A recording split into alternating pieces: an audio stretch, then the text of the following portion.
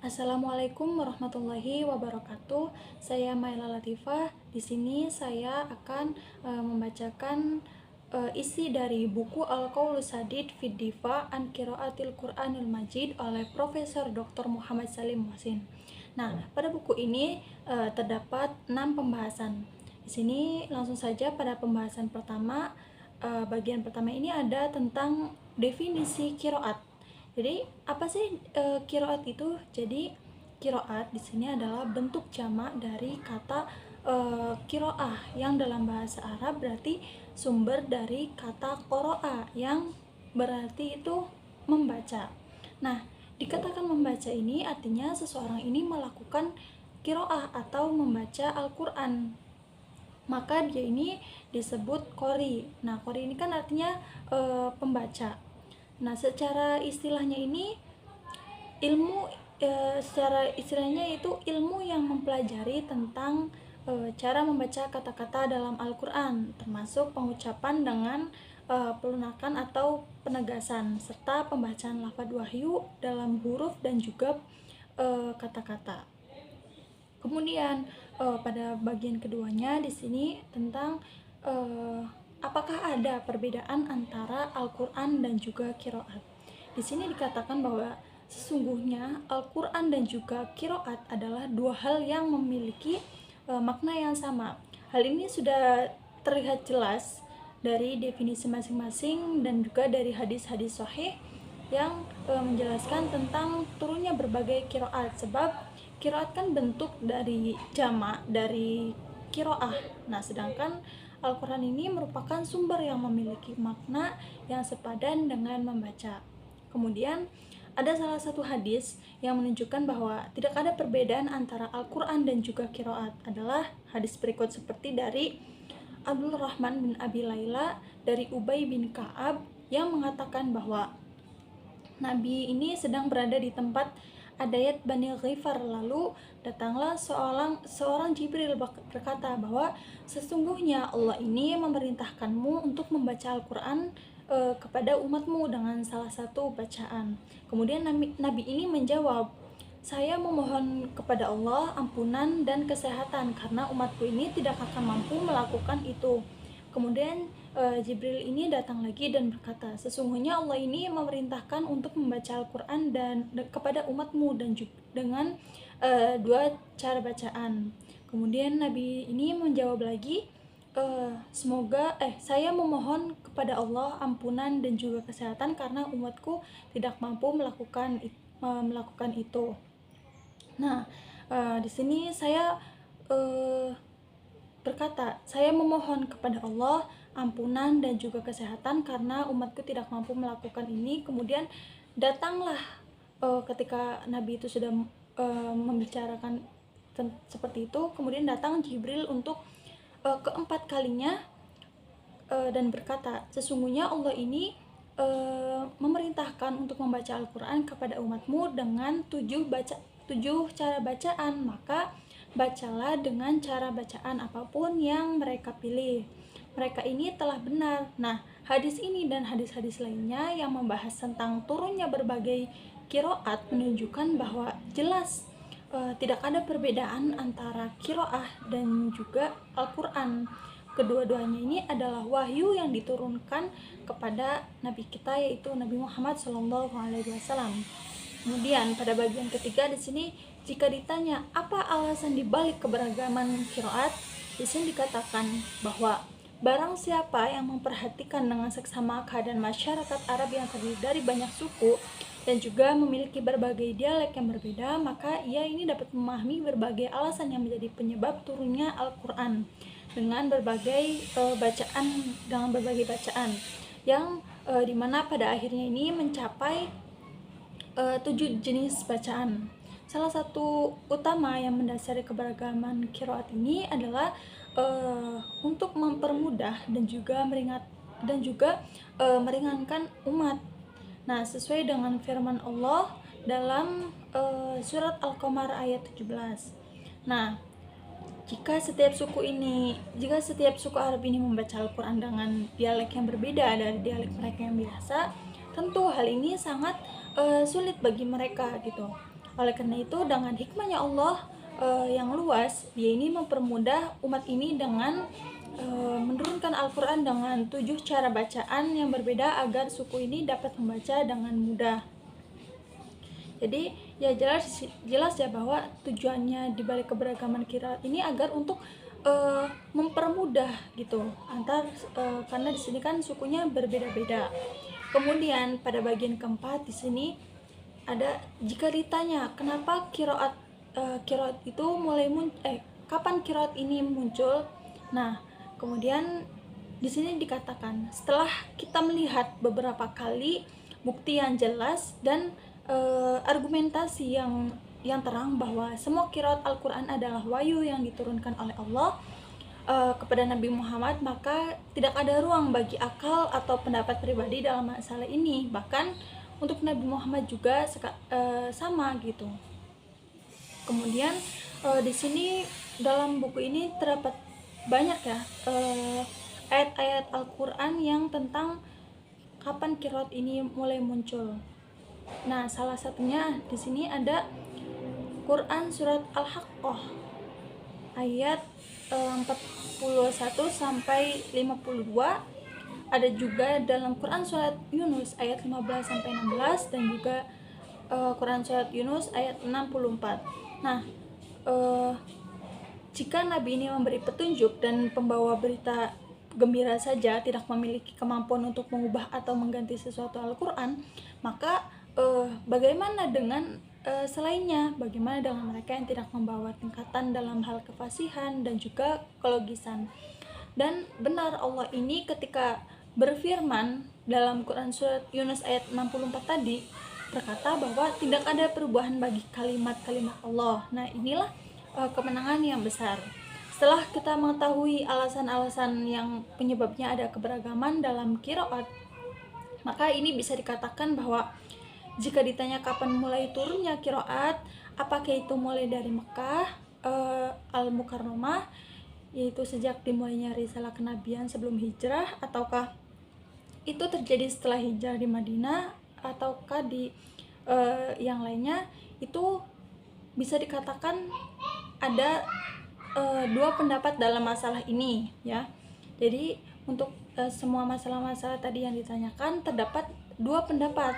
Nah, untuk pendapat pertama yang lebih kuat di sini bahwa qiraat ini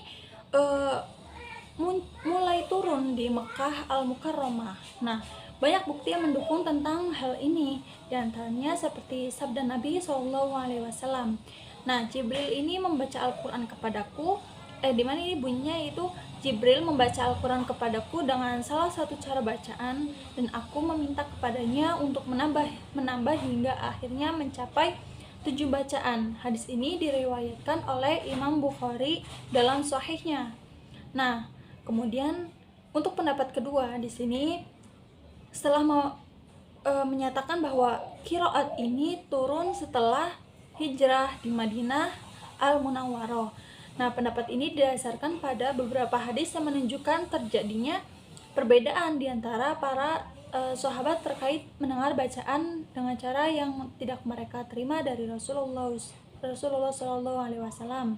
Nah, semua perbedaan ini terjadi di Madinah, bukan di Mekah. Jadi mungkin ini lebih tepatnya untuk pendapat yang pertama, yaitu yang di Mekah Al-Mukarramah, yaitu ini pendapat yang lebih kuat.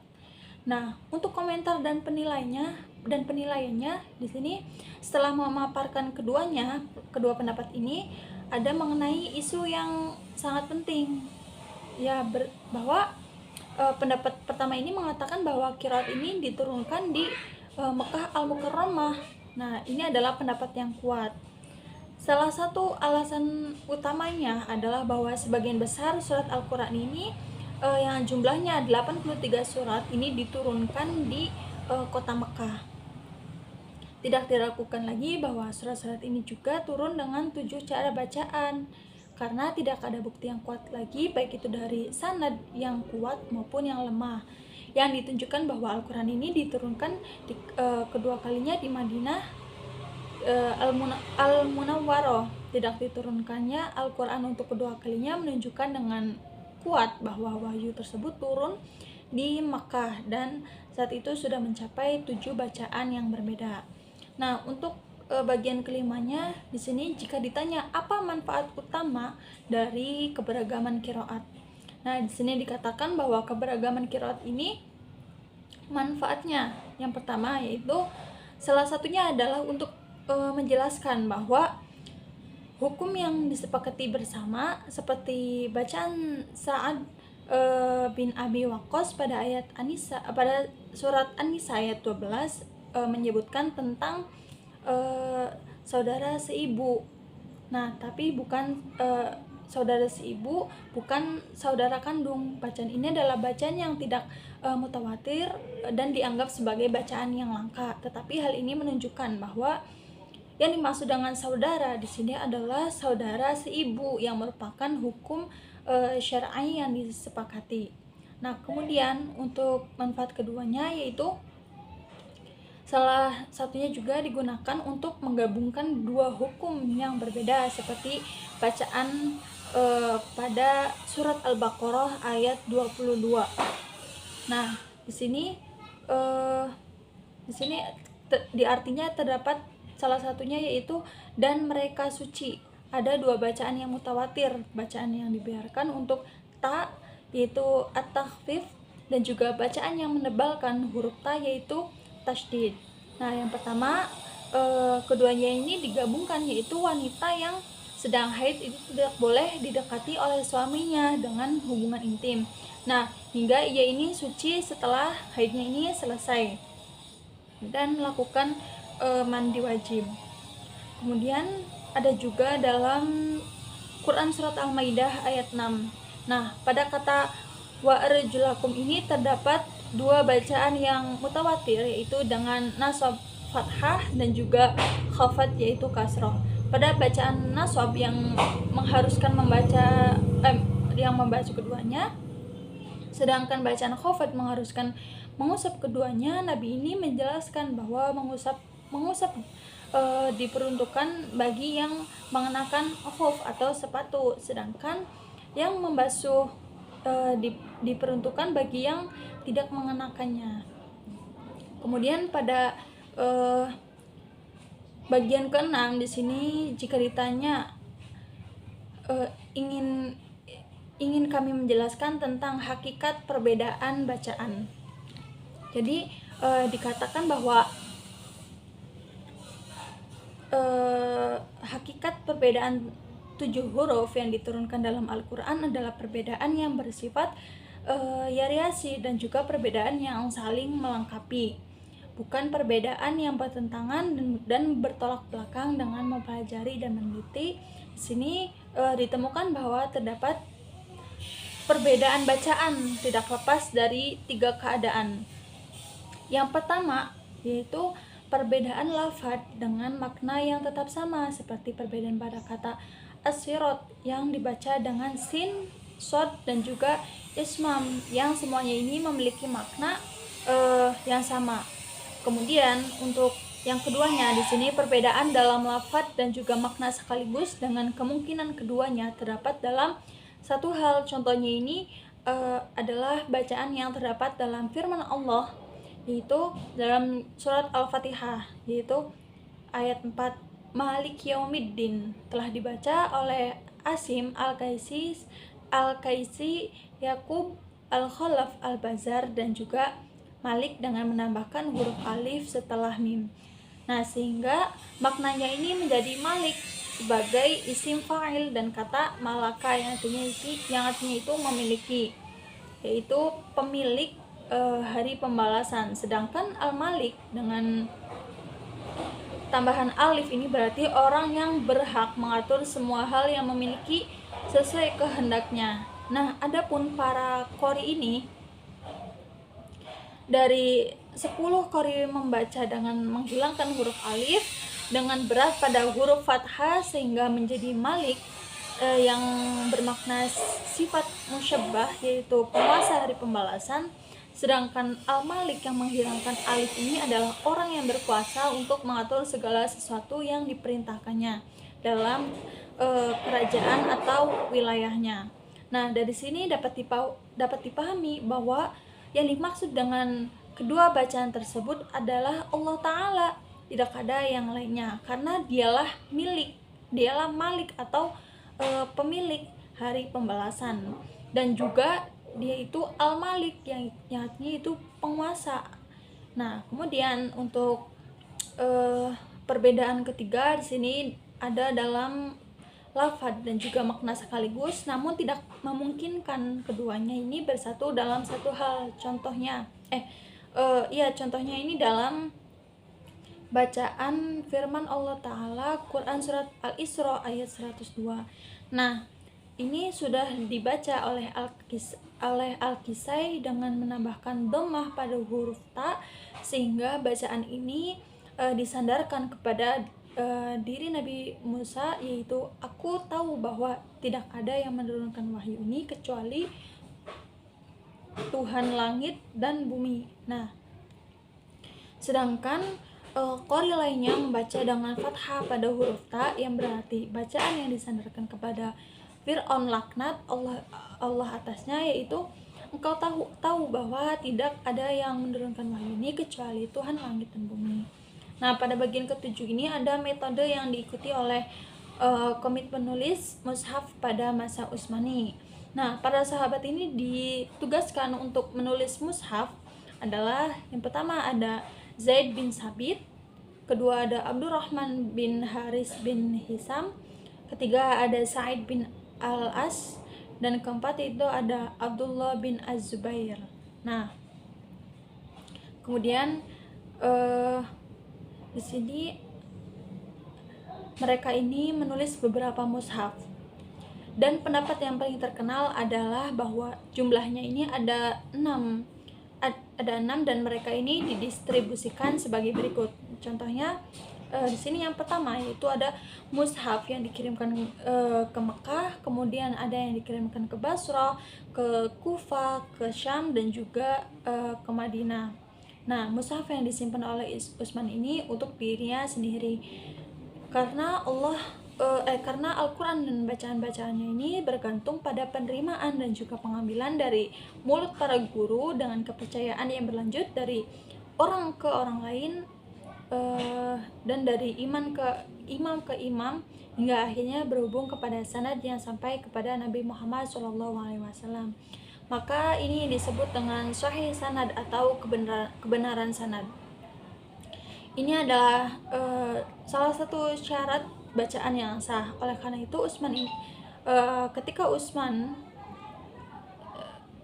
untuk mushaf-mushafnya di sini dikirimkan dengan dua cara, yaitu untuk yang pertama Zaid bin Sabit diperintahkan untuk mengajari dan dengan mushaf Madani, yang kedua Abdullah bin Sa'ib yaitu dikirimkan bersama mushaf Makkah.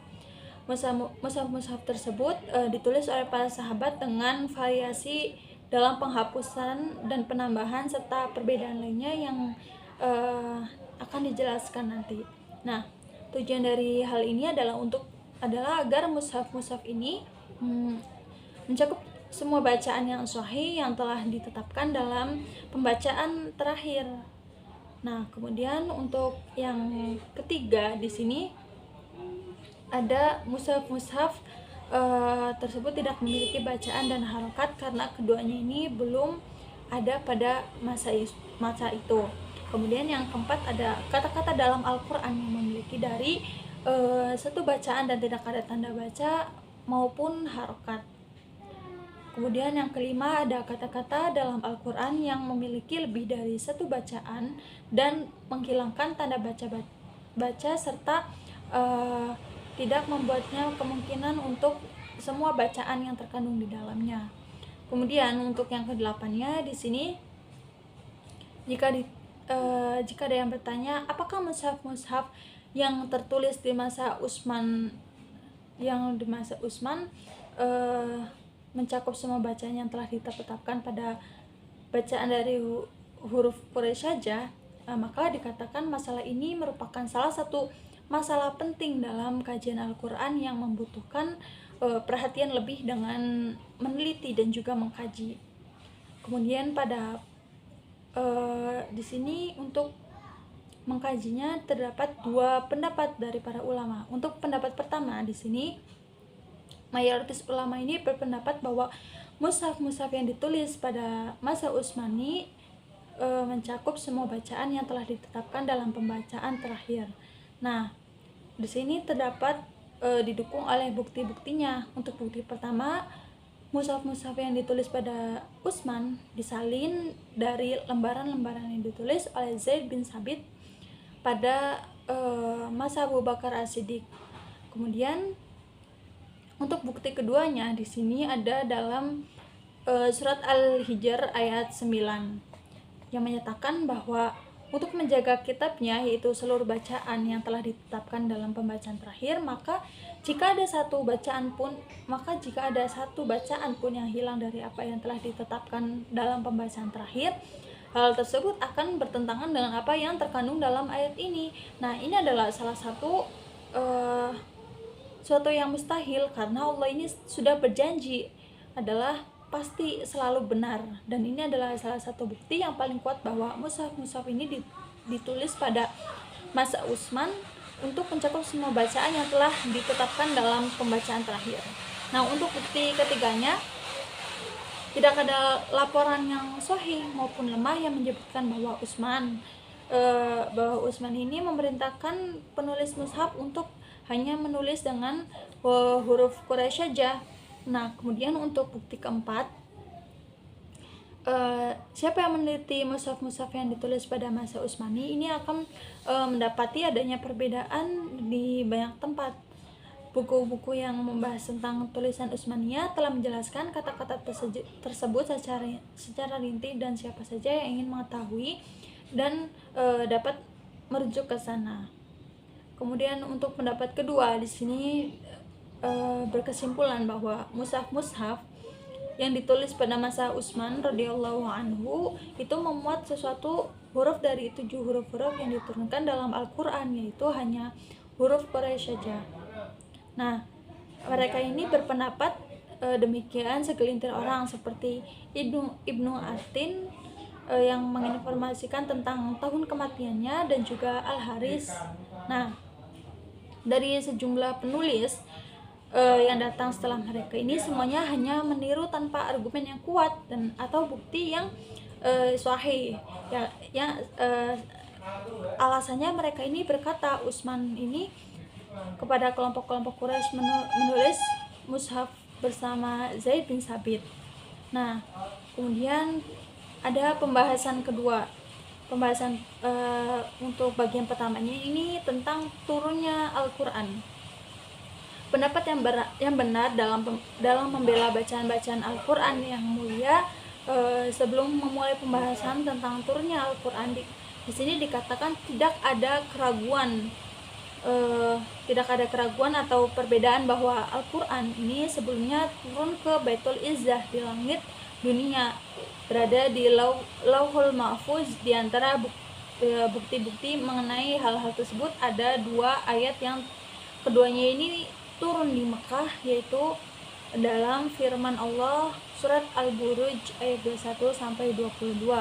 Nah, harus diketahui oleh kita semua bahwa ketika berbicara tentang turunnya Al-Qur'an atau tentang bukti-bukti turunnya Al-Qur'an, hal ini mencakup baik Al-Qur'an maupun bacaan-bacaannya, karena tidak ada perbedaan di antara keduanya sebagaimana yang telah ditetapkan pembahasan pertama.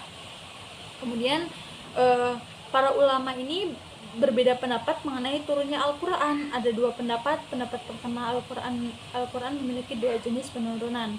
Nah, untuk penurunan pertama di sini Al-Qur'an ini secara keseluruhan dari Lauhul Mahfuz ke Baitul Izzah di langit dunia. Pendapat ini diriwayatkan dari Ibnu Abbas, dan ini pendapat yang paling sahih, yang paling diterima.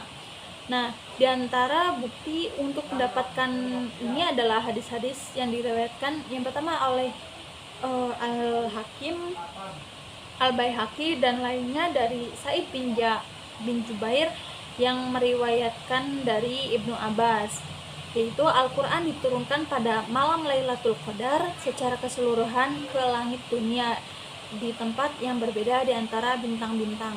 Kemudian yang kedua ini diriwayatkan oleh Al-Hakim, Al-Baihaqi dan An-Nasai, Al-Ikram dan Al-Burairi, budak Ibnu Anas, yaitu Al-Quran ini diturunkan pada penjelasan surat Al-Furqan ayat 33, dan juga Quran surat Al-Isra ayat 106, yaitu dan Al-Quran kami bagi-bagi agar kamu membacakannya kepada manusia secara perlahan, dan kami turunkan dia secara berangsur. Kemudian ada diriwayatkan oleh At-Tabari dari Ibnu Abbas, diriwayatkan oleh Al-Hakim Ibnu Abi Syaib dari Sa'id bin Jubair, dan juga diriwayatkan oleh At-Tabani dari Ibnu Abbas. Nah, semua hadis ini sahih sebagaimana yang disebutkan oleh As-Suyuti, dan meskipun hadis ini bersumber dari Ibnu Abbas, namun mereka ini memiliki hukum seperti hadis yang diterangkan dan bisa dijadikan dalil yang sahih. Nah, untuk penurunan keduanya, di sini Al-Quran ini diturunkan secara bertahap kepada Rasulullah Shallallahu Alaihi Wasallam selama 23 tahun, sesuai dengan kejadian-kejadian dan peristiwa yang terjadi. Salah satu bukti untuk ini adalah firman Allah dalam Quran surat Al-Furqan ayat 32, di mana bunyinya itu artinya, mengapa Al-Quran ini tidak diturunkan kepadanya sekaligus? Demikianlah kami diturunkan dia agar kami ini meneguhkan hatimu dengan ini, dan kami membacakannya dengan tartil. Kemudian untuk pendapat kedua, di sini diriwayatkan dari Amir bin Sarahil Abu Amr Asy-Syabi, dan inti dari pendapat ini adalah bahwa Al-Quran ini memiliki satu proses penurunan. Maksudnya ini Al-Quran ini mulai diturunkan kepada Nabi pada bulan Ramadan pada malam Lailatul Qadar yang dikenal dengan malam yang diberkahi. Kemudian turun terus-menerus selama 23 tahun sesuai dengan peristiwa-peristiwa yang terjadi. Nah, dengan demikian maka dari firman Allah ini sesungguhnya sesungguhnya kami menurunkannya pada malam Lailatul Qadar adalah bahwa Al-Quran ini mulai diturunkan kepada Nabi Muhammad pada malam Lailatul Qadar yang diberkahi. Kemudian kedua, yaitu ada menyoroti beberapa hikmah yang dapat diambil dari turunnya Al-Quran ini secara bertahap. Maka di sini ada beberapa hikmah. Untuk hikmah yang pertama di sini, untuk menguatkan dari Nabi dan juga menenangkan jiwanya. Untuk demikian, mengapa Al-Quran ini tidak diturunkan secara sekaligus?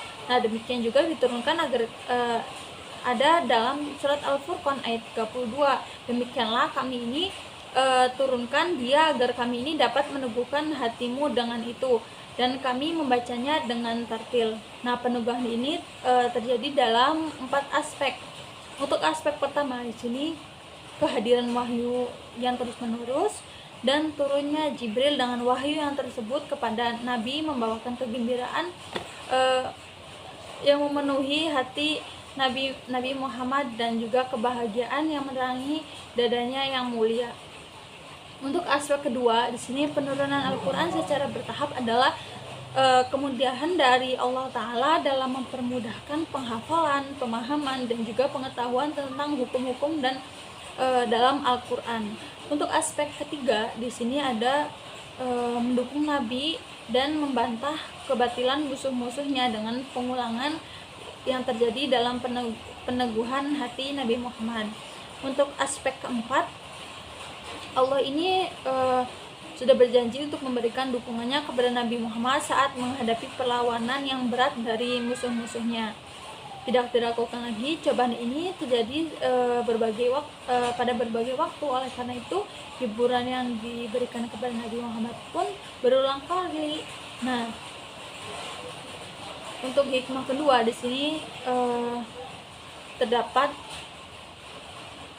tahapan dalam mendidik umat Islam yang masih muda yang mencakup 4 hal.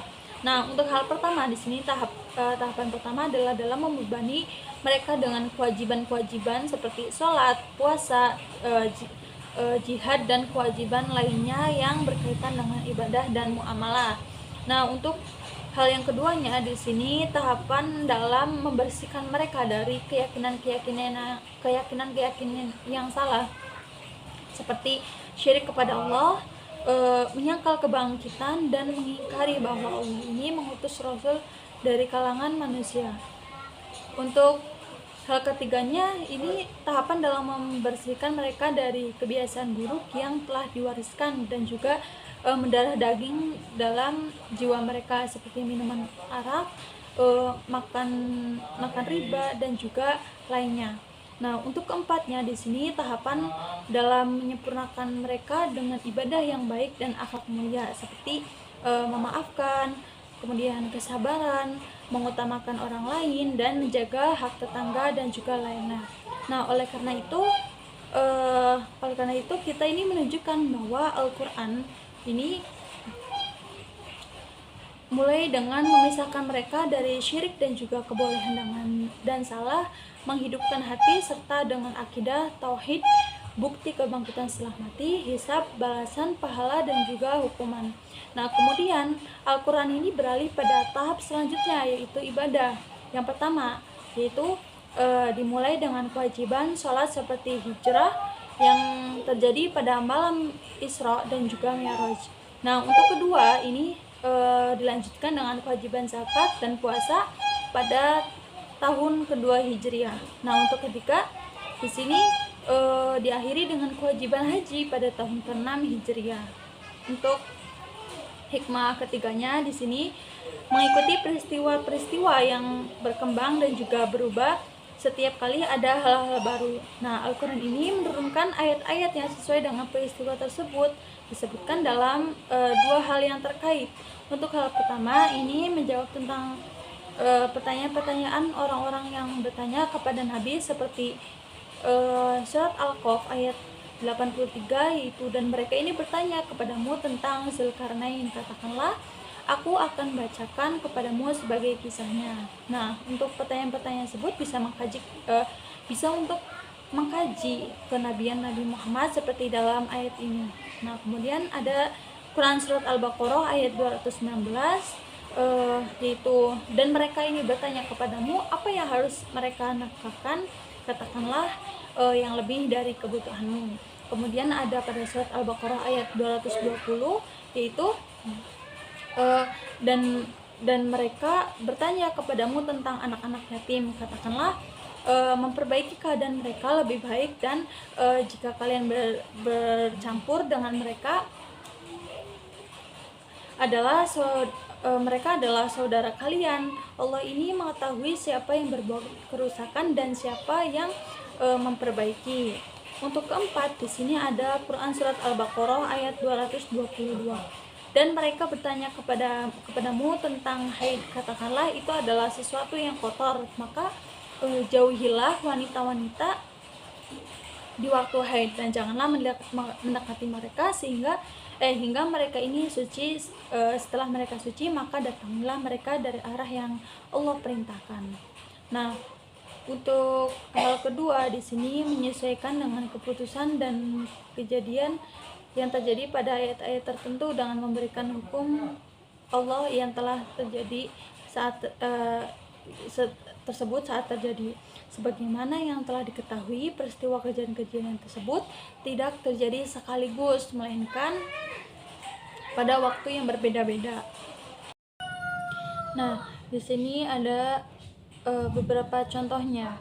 Yang pertama yaitu kejadian Al-Marhat Al-Ghanawi yang dikirimkan oleh Rasulullah ke Makkah untuk membebaskan beberapa orang yang lemah dan masuk Islam.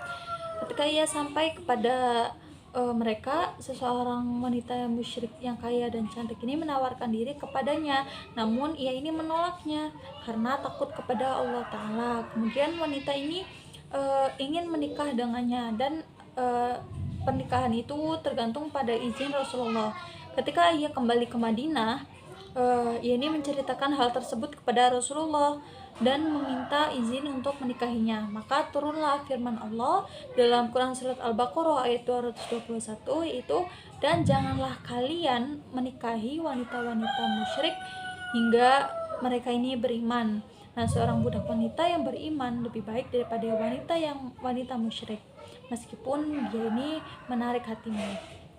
Kemudian ada kisah Khawla bin Ta'labah yang suaminya Aus bin Asamit mengucapkan zihar kepadanya, kemudian menyesal dengan mengatakan, aku rasa engkau telah diharamkan bagiku. Hal ini membuatnya sangat sedih. Lalu dia ini datang kepada Rasulullah dan mengadukannya masalah ini sambil berkata, ya Rasulullah, aku ini memiliki anak-anak kecil. Jika aku membiarkan mereka bersamaku, mereka akan kelaparan. Jika aku membiarkan mereka dengan bersamanya, mereka akan hilang. Nah, kemudian Rasulullah ini menjawab, aku rasa engkau telah diharamkan baginya. Maka ia ini mengadah ke langit untuk mengadu kepada Allah Ta'ala. Nah, di sini Allah berfirman bahwa sesungguhnya Allah ini telah mendengar perkataan wanita yang mengajukan gugatan kepadamu dan tentang suaminya dan mengeluh kepada Allah. Allah ini mendengar percakapan antara kalian. Sesungguhnya Allah ini maha mendengar lagi maha melihat.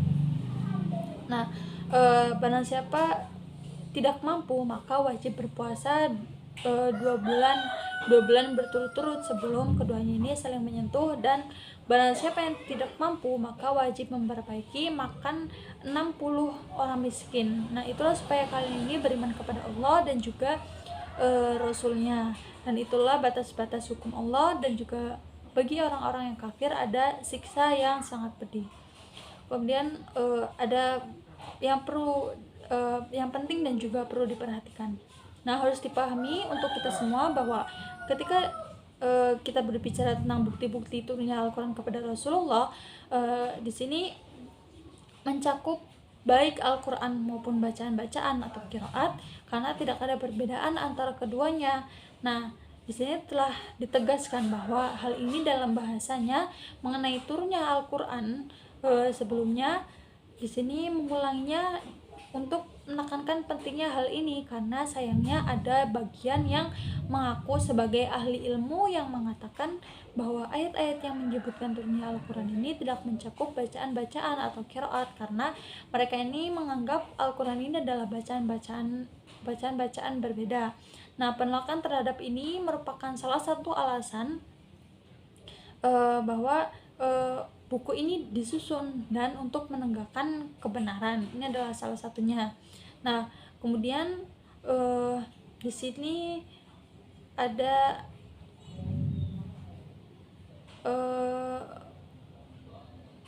beberapa bukti dari Al-Quran mengenai turunnya wahyu. Nah, di sini ada penulis ini memohon pertolongan dari Allah dalam beberapa firman-nya, yaitu ada dalam Quran surat Al-Isra ayat 105, Quran surat Asy-Syu'ara ayat 192 sampai 195,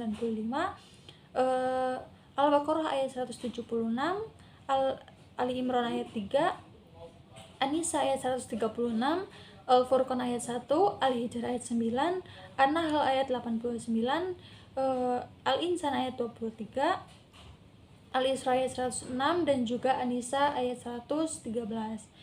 Nah, hadis pertama dari Ibnu Syihab Az-Zuhri yang mengatakan bahwa telah mengabarkan kepadaku Urwah bin Zubair bahwa Al-Miswar bin Muharramah dan Abdullah Rahman menceritakan bahwa keduanya ini mendengar Umar bin Khattab bahwa semoga Allah ini meridhoinya, maka berkata bahwa saya mendengar Hisham bin Hakim bin Hizam membaca surat Al-Furqan, dan itu adalah surat Makkiyah pada masa hidup Rasulullah SAW. Nah, kemudian ada hadis kedua dari Ubay bin Ka'ab bin Qais yang berkata bahwa saya ini sedang berada di masjid, kemudian seorang pria masuk dan sholat. Dia membaca dengan cara yang saya rasa aneh. Nah, setelah itu seorang pria lain masuk dan membaca dengan cara yang berbeda dari bacaan pria pertama. Kemudian ada hadis ketiga dari Ubay bin Ka'ab, semoga Allah meridhoinya, bahwa Rasulullah ini berada di dekat Adatah bin Bani Ghifar. Kemudian Jibril datang kepadanya dan berkata, sesungguhnya Allah ini memerintahkan kamu membaca Al-Quran kepada umatmu dengan satu huruf. Nah, kemudian ada pembahasan ketiga. Di sini ada bagian pertama tentang penghafal Al-Quran dari kalangan sahabat. Nah, Nabi yang memberikan petunjuk dan pembawa kabar gembira tidak berpulang dari sisi Allah, hingga beberapa sahabat ini telah menghafal Al-Quran. Jika kita merujuk kepada buku-buku sejarah dan sirah, jumlah sahabat yang menghafal Al-Quran pada masa Nabi ini berbeda-beda. Ada yang mengatakan jumlahnya mencapai 100 orang. Nah, untuk kedua di sini Al-Qurtubi berkata bahwa pada pertempuran Yamamah 70 orang ini penghafal Al-Qur'an terbunuh, dan di masa Nabi di perang Bir Ma'unah jumlahnya itu yang terbunuh hampir sama. Kemudian di sini ada beberapa riwayat yang terkait tentang penghafal Al-Qur'an dari kalangan sahabat.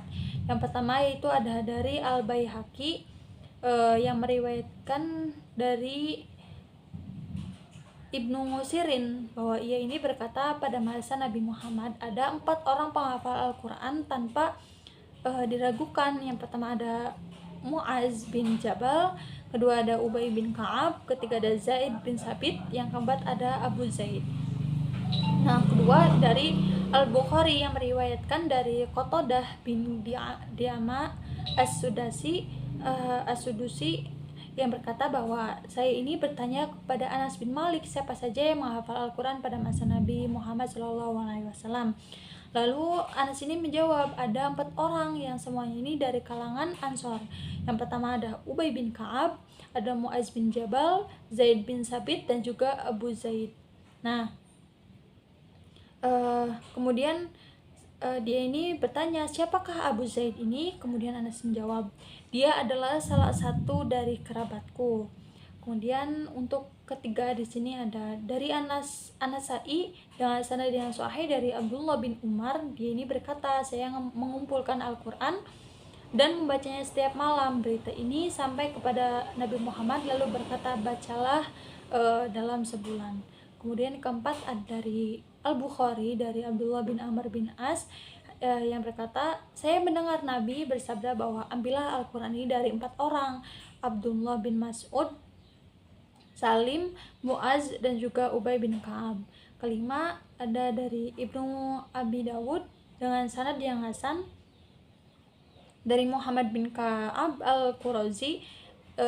Beliau ini berkata bahwa pada masa Nabi Muhammad ini dikumpulkan oleh orang-orang dari kalangan Ansor. Yang pertama ada Mu'az bin Jabal, kedua Ubay bin Ka'ab, ketiga ada Abu Ayyub Al-Ansari, keempat ada Ubadah bin As-Samit, kelima ada Abu Darda. Nah, itulah orang-orangnya. Kemudian pada bagian kelimanya Abu Ubaid Al-Qasim bin Salim dalam bukunya Al-Qiraat menyebutkan bahwa sahabat-sahabat yang diriwayatkan melakukan qiraat dari berbagai bacaan Al-Quran mereka adalah ada Umar bin Khattab, Ali bin Abi Thalib, Abu Bakar, Utsman, Talhah, Sa'ad, Abdullah, Huzaifah, Abu Hurairah, Abdullah bin Umar, Abdullah bin Abbas, Umar bin Al-As, Abdullah bin Umar bin Al-As, Muawiyah bin Abi Sufyan, Abdullah bin Az-Zubair, Abdullah bin As-Sa'ib, Aisyah Ummul Mukminin, Hafsah Ummul Mukminin, Ummu Salamatul Ummul Mukminin. Nah, mereka adalah seorang yang semuanya ini berasal dari Muhajirin. Nah, dan yang disebutkan dari kalangan Ansor adalah Ubay bin Ka'ab, Mu'az, Abu Darda, Zaid, dan juga Anas. Kemudian kedua ada tentang penyebaran bacaan Al-Quran ke berbagai kota dan kepopulerannya. Nah, pembukaan wilayah Islam semakin luas dan para penghafal Al-Quran pun mulai menyebarkan ke kota-kota yang akan disebutkan nanti. Maka mereka ini mengajarkan umat Islam tentang berbagai bacaan yang telah mereka terima dari para sahabat Rasulullah. Ada 5 kota utama, yang menjadi pusat penyebaran pembacaan Al-Quran. Yang pertama ada Madinah, ada Syam atau Syria, Mekah, Basrah, dan juga Kufah. Nah, kelima kota ini adalah tempat penyebaran Al-Quran yang kita baca sekarang ini. Kemudian di penjelasan lebih lanjut tentang para guru dari masing-masing kota. Yang pertama para guru di Madinah, yaitu pertama ada Abdullah bin Ayyas bin Abi Rabi'ah. Nah, beliau ini adalah salah satu tokoh besar dari kalangan tabi'in yang merupakan orang yang paling ahli dalam membaca Al-Quran di Madinah pada masanya. Nah, di mana murid-murid beliau adalah ada Maulana Abu Ja'far Yazid bin Al-Koko, ada Sahaibah bin Nasah, ada Abdullah Ar-Rahman, ada Muslim bin Jundub, ada Yazid bin Rahman. Nah, kelima orang ini merupakan guru dari Imam Nafi' bin Abi Na'lim, yang merupakan imam pertama dari 10 imam pembaca Al-Quran yang diriwayatkan bacaan mereka sampai kepada kita. Nah, kemudian ada dari para guru di Madinah juga ada Yazid bin Ruman. Nah, beliau ini seorang Zubair, yang seorang tabi'in besar yang mulia, di mana mereka ini meriwayatkan bacanya secara langsung antara yaitu ada Imam Nafi bin Abi Na'lim yang merupakan imam pertama dari 10 imam pembaca Al-Quran. Kedua ada Imam Abu Amr bin Al-Ala Al-Basri yang merupakan imam ketiga dari 10 imam pembaca Al-Quran.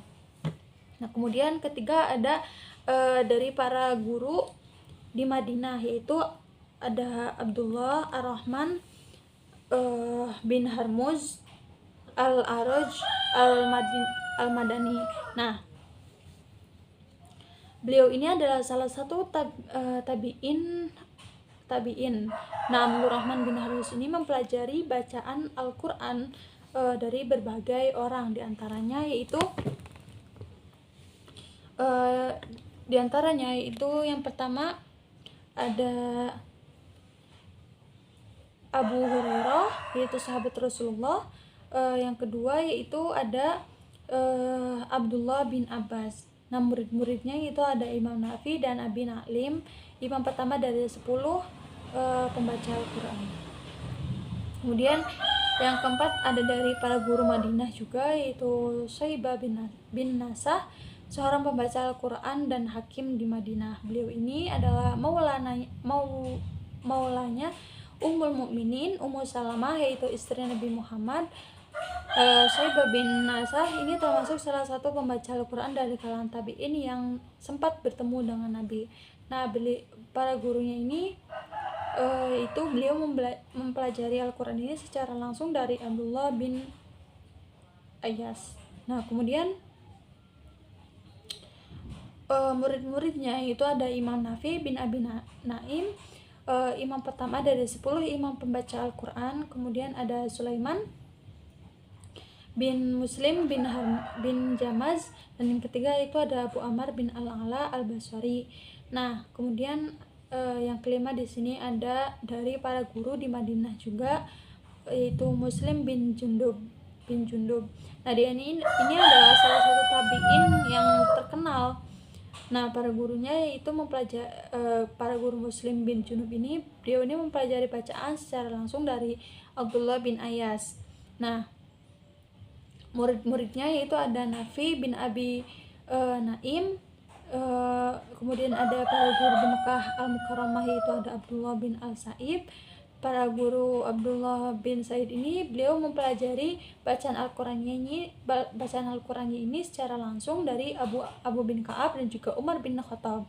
Murid-muridnya itu ada Mujahid bin Jabir, dan juga Abdullah bin Kathir. Nah, dari para guru di Mekah Al-Mukarramah ini, Abu Ubaid bin beliau ini adalah salah satu tabi'in yang terbaik. Salah satu guru Ubaid bin Umair ini adalah beliau mempelajarinya dengan baca Al-Quran dari Abu bin Ka'ab. Muridnya yaitu Mujahid bin Jabar. Nah, pendapat yang benar dalam membela bacaan Al-Quran yang mulia di sini pertama ada dari para guru Mekah di Al-Mukarramah. Beliau ini adalah seorang hamba yang dibebaskan oleh Maimunah, yaitu ibu para wanita, itu istri Nabi Muhammad dan juga termasuk salah satu tabiin terbaik. Kemudian gurunya ini ada Abu bin Ka'ab, Zaid dan juga Zaid bin Sabit. Untuk muridnya ada Zaid bin Aslam. Nah, dari guru di Mekah Al-Mukarramah, Mujahid bin Ja'far, beliau ini adalah salah satu tokoh besar dari tabi'in dan juga imam tafsir yang terkenal. Para guru Mujahid bin Sabit bin Jabir ini ada Abdullah bin Abbas dan juga Abdullah bin Sa'ib.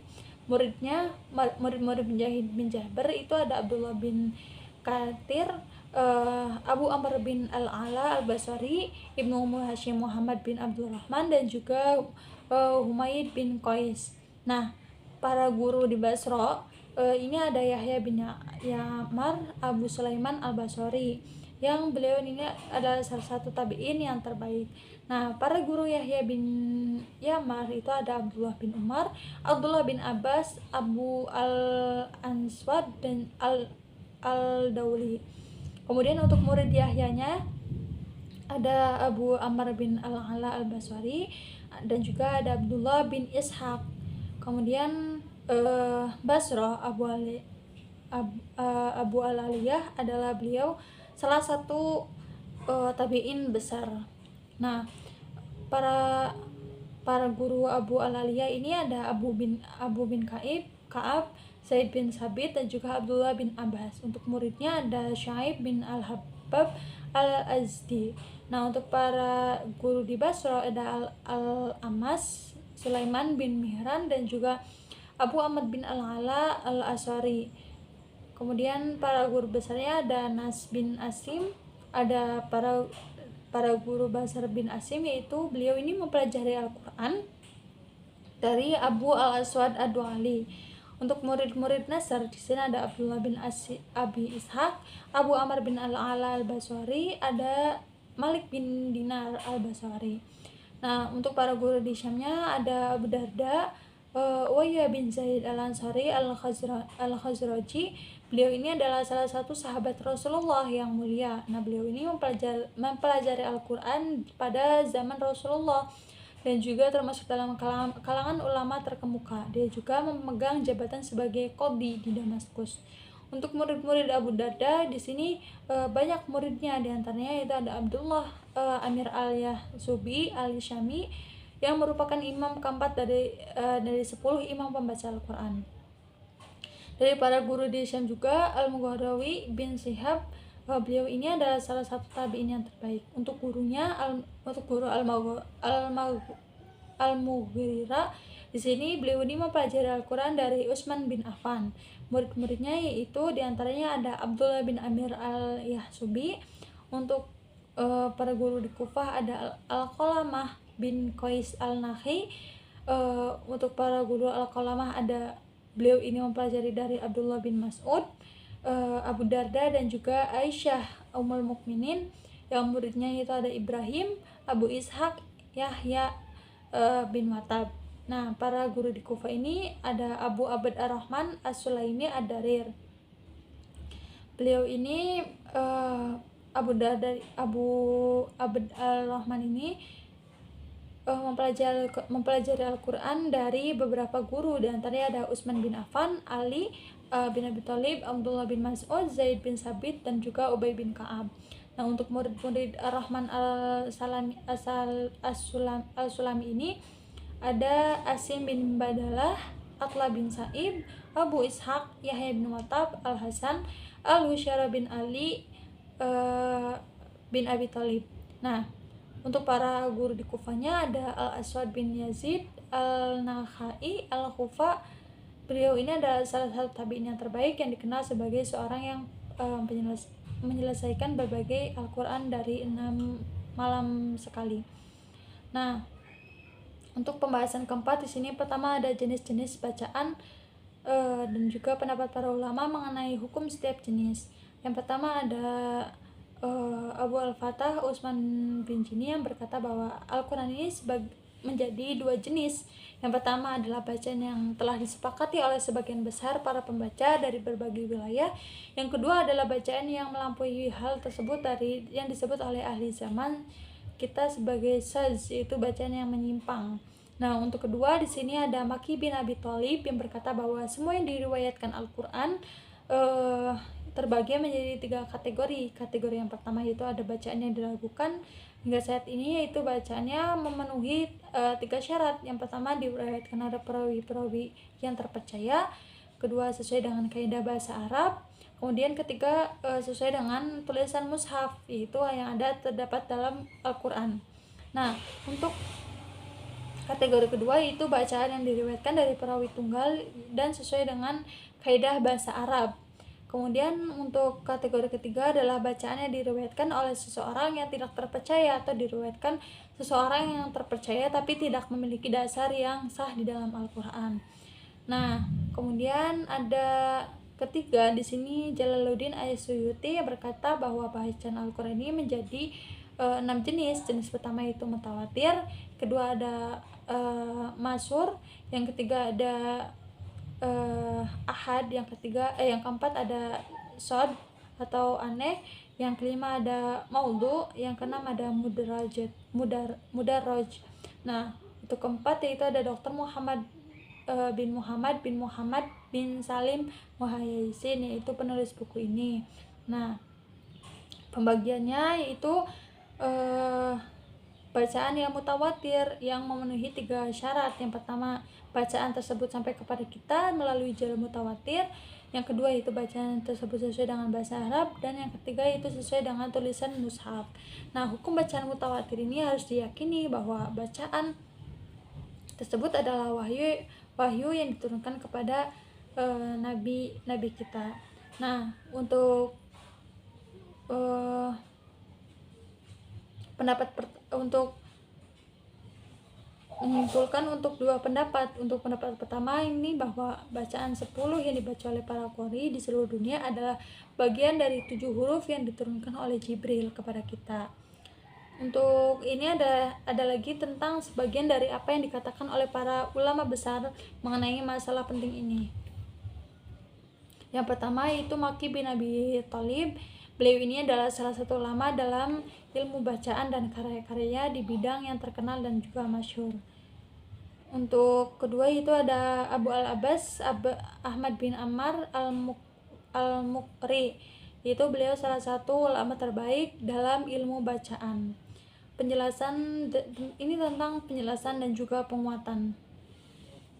Untuk sini ada banyak bukti yang mendukung hal ini. Yang pertama tentang firman Allah surat Al-Quran surat Al-Hijr ayat 9. Kemudian ada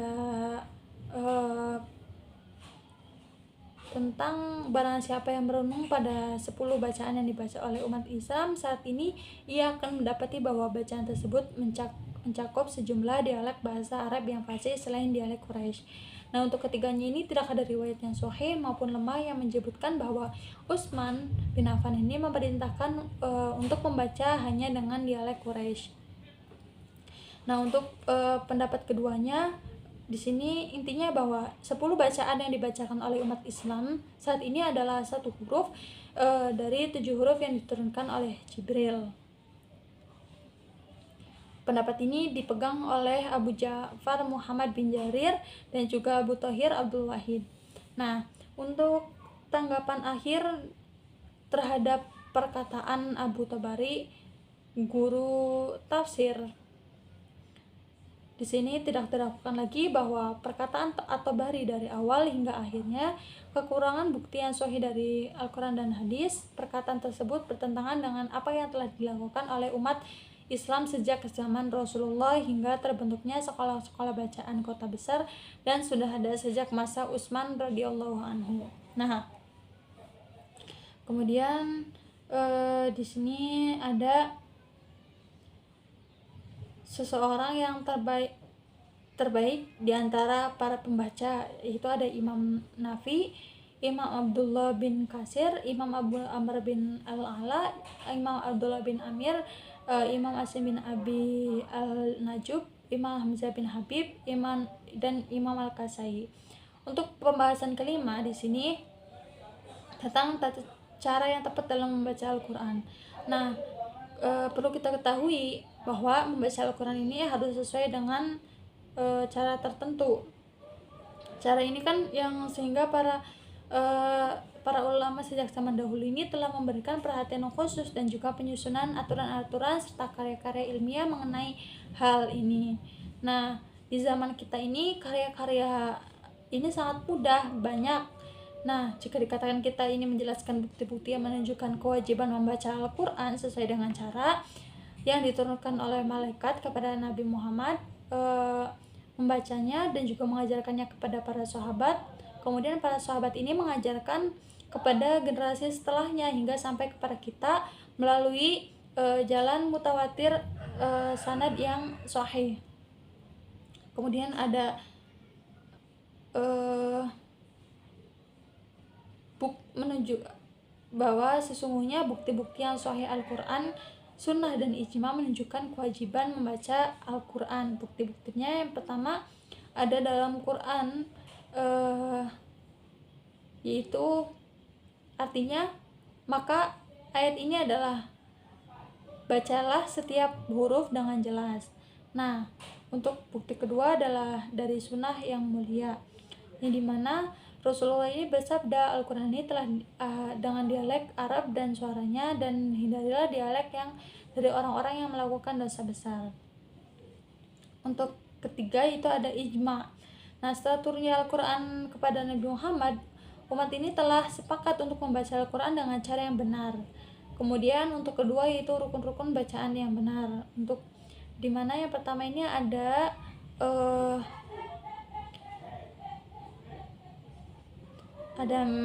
Meki bin Abi Thalib. Dia ini berkata, pemilihan huruf yang tepat yang dapat dilakukan jika tiga hal ini harus dilakukan dalam bacaan.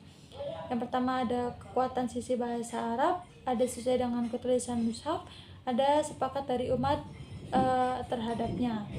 Kemudian yang kedua ada Abu Muhammad Ibrahim Al-Jambari yang berkata bahwa syaratnya adalah satu, yaitu kebenaran dalam menyampaikan, dan dua syarat lainnya akan dipenuhi dengan ini. Untuk ketiga di sini ada Muhammad bin Al-Jazari, yaitu berkata rukun bacaan yang benar ini ada tiga, yaitu setiap bacaan. Yang pertama ada setiap bacaan sesuai dengan bahasa Arab, yang kedua sesuai dengan salah satu mushaf, dan yang ketiga itu bacaan sesuai sanadnya yang sahih.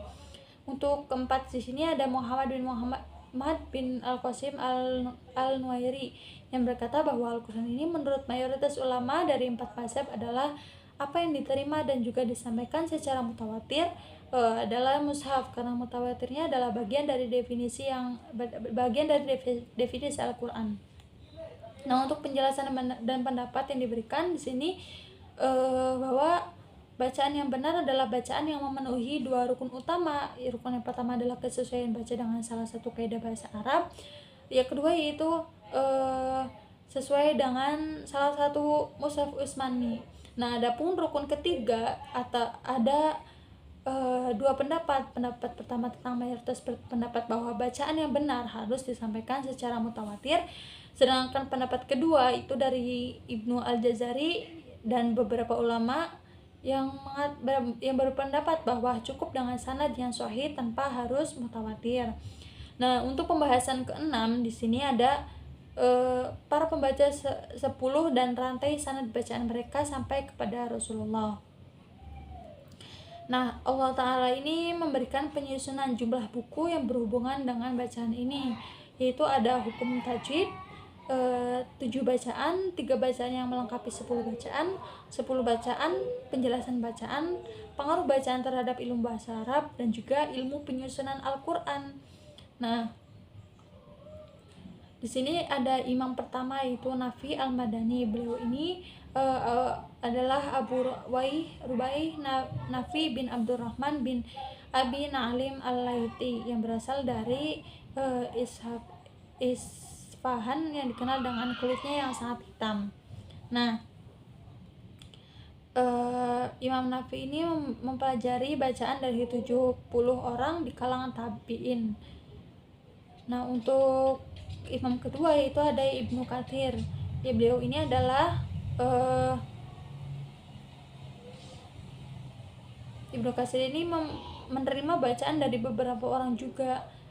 Ada dari salah satunya Abu Sa'ib Abdullah bin Sa'ib al-Mahzumi. Nah, untuk imam ketiga ada Abu Amr bin Al-Ala bin Al-Basri. Nah, beliau ini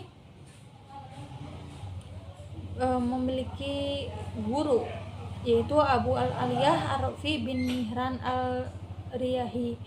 Nah, untuk imam keempat sini ada Ibnu Amir As-Somi, yaitu beliau ini seorang tabi'in dan termasuk dari ulama generasi ketiga. Ibnu Amr ini membaca dari setiap orang, yaitu ada Abdullah bin Amr bin Al-Mughirah, ada Abu Darda. Nah, untuk imam kelima ada Asim Al-Kufi, beliau ini merupakan ulama generasi ketiga juga. Kemudian yang keenam ada Hamzah Al-Kufi. Beliau ini membaca juga dari setiap orang, yaitu salah satunya ada dari Abu Hamzah Gibran bin Ain. Untuk imam ketujuh ada Al-Kisai Al-Kufi. Dan untuk imam ke-8 ada Abu Ja'far Al-Madani. Untuk imam ke-9 ada Yaqub Al-Hadrami. Dan imam ke-10 ada Khulaf Al-Bazar. Nah, untuk kesimpulan akhir dari buku ini, setelah memberikan gambaran yang jelas tentang sanad bacaan 10 imam hingga Rasulullah, maka sudah menjadi terang bahwa bacaan-bacaan dari imam ini sudah yang sampai kepada kita ini, yang kita dibaca oleh banyak orang, yang kita telah ditulis oleh banyak orang ilmuwan dalam karya-karya mereka, dan kini diajarkan di lembaga-lembaga pendidikan di banyak negara muslim, adalah bacaan yang sahih dan juga mutawatir. Nah, tidak seharusnya ada orang apapun statusnya yang meragukan atau menentangnya. Sesungguhnya kebenaran adalah yang wajib diikuti. Nah, mungkin itu saja yang bisa saya sampaikan tentang buku ini. Kurang dan kurangnya mohon maaf. Wassalamualaikum warahmatullahi wabarakatuh.